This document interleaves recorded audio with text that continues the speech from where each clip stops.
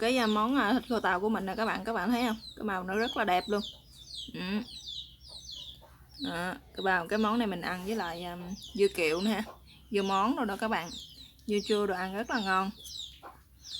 Đó, giờ các bạn thịt á, ba cái tàu hũ với lại nó mềm ha các bạn, thấm gia vị rất là vừa ăn. Nè, các bạn thấy không? Và các bạn muốn biết mình làm như thế nào thì mời tất cả các bạn sẽ vô bếp làm cùng mình nha. Mời các bạn.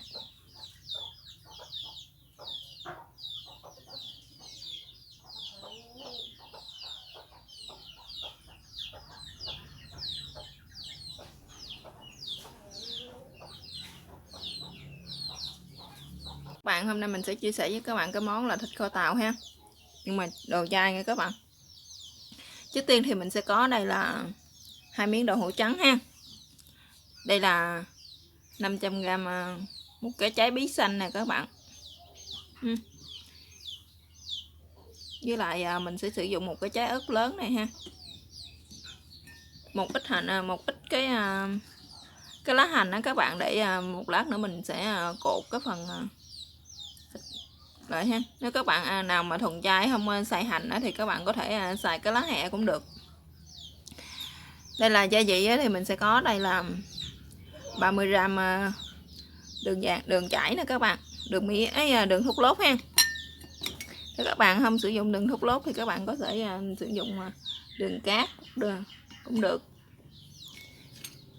Đây là đây là nửa muỗng cà phê bột ngọt, nửa muỗng cà phê hạt nêm chay, đây là một cái chén nước mắm chay nha các bạn. Rồi đây là một ít hành baro để mình phi cho nó thơm. Bây giờ mời các bạn sẽ vô bếp làm cùng mình nha. Rồi xin lỗi các bạn, đây là mình sẽ có đây là một cái tô nước dừa nè các bạn, khoảng 1 lít nước nha. Rồi bây giờ trước tiên mình sẽ đi cạo cái vỏ trái bí này nha các bạn. Các bạn cạo cái vỏ phấn ở ngoài bỏ cho mình ha. Các bạn cứ cạo cái vỏ phấn này bỏ hết. Mình lấy cái vỏ xanh này lại nè nghe các bạn.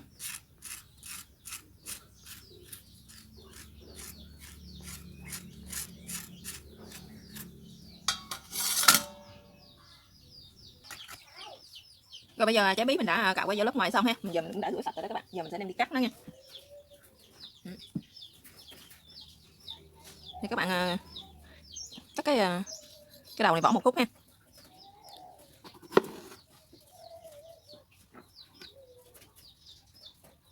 Các bạn cứ chia nó ra.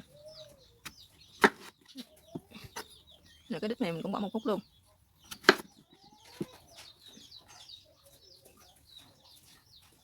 Các bạn chẻ như thế này ra thì các bạn bỏ ruột nha.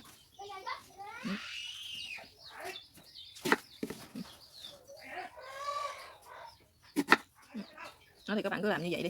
Lát nữa mình để cái miếng tàu hũ lên mình cắt cũng cho nó vừa như thế này nha các bạn.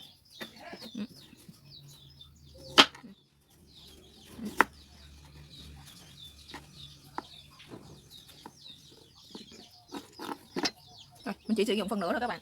Còn phần nửa để lại ha. Những cái miếng tàu hũ này của mình cũng sẽ cắt nó ra luôn. Tàu hũ thì các bạn cắt làm đôi lại ha. Thì các bạn cứ để cho nó vừa với lại cái miếng bí của mình nè. Còn cái nào dư thì mình sẽ cắt ra nha các bạn. Đó, thì các bạn cứ làm như thế. Rồi bây giờ mình đã sắp xong rồi, giờ bắt đầu mình sẽ đem đi chiên nha các bạn. Mình bắt chảo lên ha, cho cái chảo của mình nó nóng ha, mình sẽ cho dầu vô. Các bạn cho hơi nhiều dầu một xíu cho mình ha, chiên cho nó mau nha các bạn.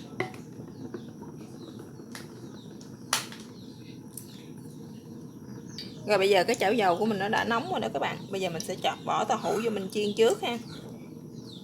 Các bạn chiên vàng hết các mặt giùm cho mình ha.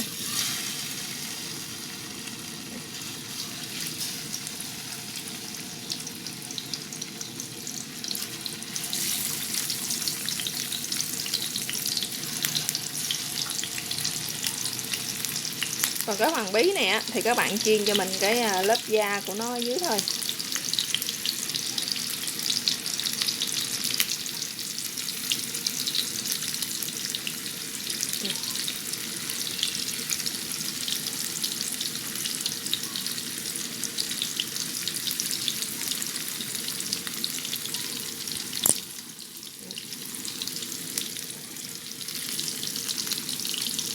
Rồi nè các bạn, cái bí của mình ha, thì các bạn cứ chiên cho nó xém xém vỏ như thế này cho mình là được ha.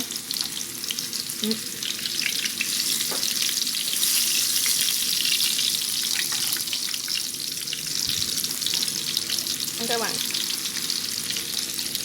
còn tàu hũ thì mình chiên vàng hết, còn tàu hũ thì các bạn chiên cho nó vàng đi ha.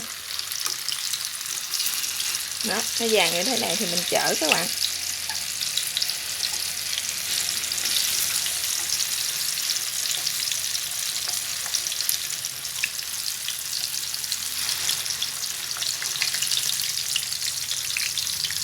Nó đã vàng rồi nè các bạn, nó đã vàng đều hết bốn mặt, mình sẽ gấp nó ra nha.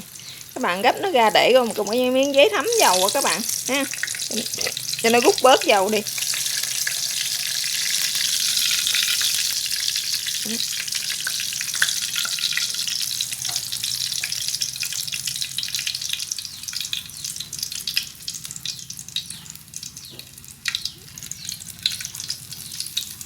Rồi bây giờ mình đã chiên xong ha, giờ mình sẽ để cho nó nguội nha các bạn. Trong thời gian mà mình đợi cho nó nguội thì mình sẽ đi trụng những cái lá hành để mình cuột nó lại ha. Các bạn chuẩn bị cho mình một ít nước nóng ha, để mình trụng cái phần lá hành này các bạn. Mình trụng cho nó mềm ha, một lát nữa mình cuột cho nó dễ.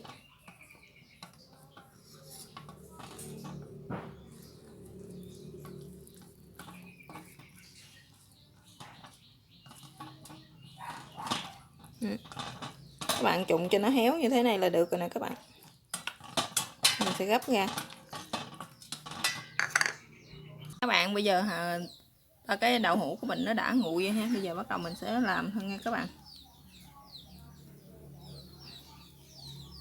Thì các bạn cho một lớp đậu hũ ha, thì miếng các bạn cứ ghim bằng tăm nè, các bạn chuẩn bị cho mình một ít tăm ha. Thì các bạn cứ ghim cho nó, mình cố định cho nó vô đây ha các bạn. Cái nào dạ thì mình bẻ bỏ, các bạn cắt nó bỏ ha. Các bạn làm như thế thì mình sẽ cột nó lại nữa nghe các bạn.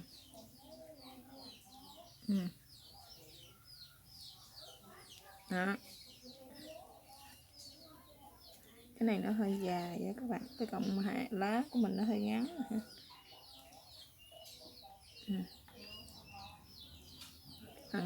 Đó. Gì nè, các bạn cột như thế này cũng được ha, mà các bạn cột như thế này cũng được.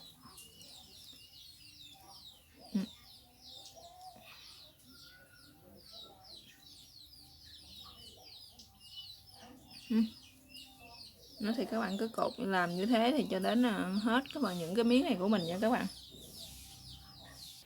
Rồi nè các bạn, mình đã làm xong như thế này hết rồi ha. Bây giờ bắt đầu mình sẽ đem đi kho thôi nha các bạn. Lên một cái chảo ha, thì các bạn khử ba cái hành ba rô này nè cho nó thơm ha.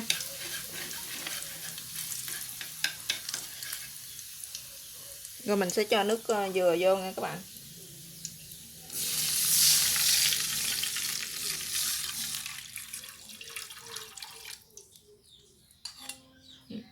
Các bạn cho vô đây một ít nước dừa ha. Của mình ít cho nên mình sẽ sử dụng được khoảng nửa lít là được rồi cái đó các bạn. Nửa muỗng cà phê bột ngọt ha, nửa muỗng cà phê hạt nêm luôn,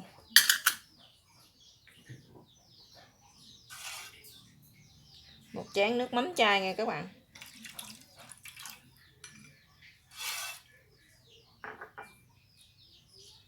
Đây là đường thốt lốt ha, mình sẽ cho vào đây một ít.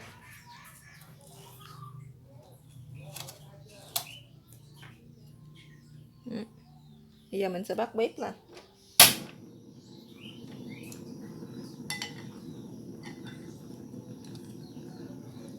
Các bạn sẽ thả những cái miếng thịt của mình vô ha. Đó. Lọc các bạn để cho nó thấm hết thì một lát nữa mình sẽ nêm lại nha các bạn.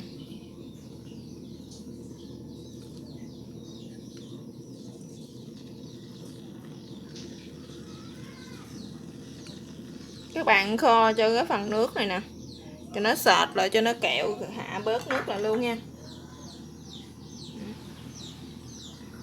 Rồi cái phần mà ớt của mình nè các bạn, mình sẽ cắt để vô đây luôn. Mình sẽ ớt này nó không có cay nha các bạn, cắt thả ớt vô đây cho nó tạo cho cái màu nước thịt của mình nó sẽ đẹp hơn nha các bạn. Các bạn chỉ cần để nửa trái thôi, tại vì của mình nó ít.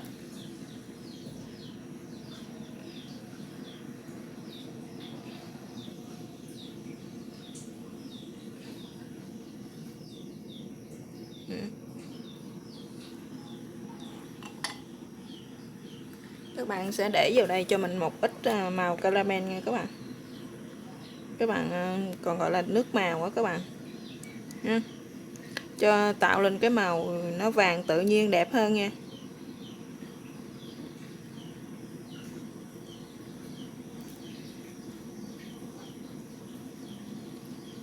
Ít thôi các bạn, một xíu là được rồi.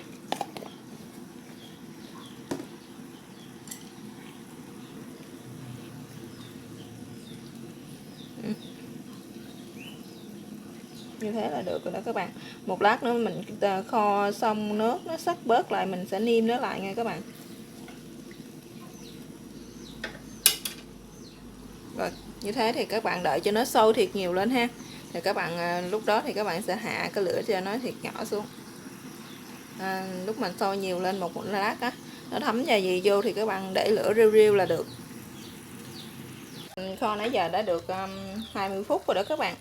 Các bạn thấy nước nó sắc xuống ha, màu của nó cũng rất là đẹp ha. Bây giờ mình sẽ nêm để thử coi nó như thế nào nha các bạn, nó có vừa ăn hay chưa ha.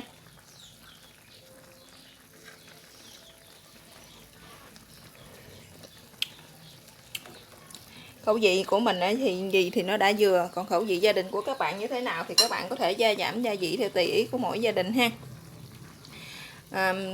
Đến bây giờ thì cái món thịt kho tàu của mình giờ hiện cơ bản thì nó cũng đã hoàn thành rồi đó các bạn. Cảm ơn các bạn đã theo dõi video của mình. Chào các bạn và hẹn gặp lại các bạn trong các video tiếp theo ha. Các bạn thấy cái phần da nè, cái phần bí của mình đó các bạn, nó ha, cái da của nó bí của mình kho chín và nó trong rồi đó các bạn.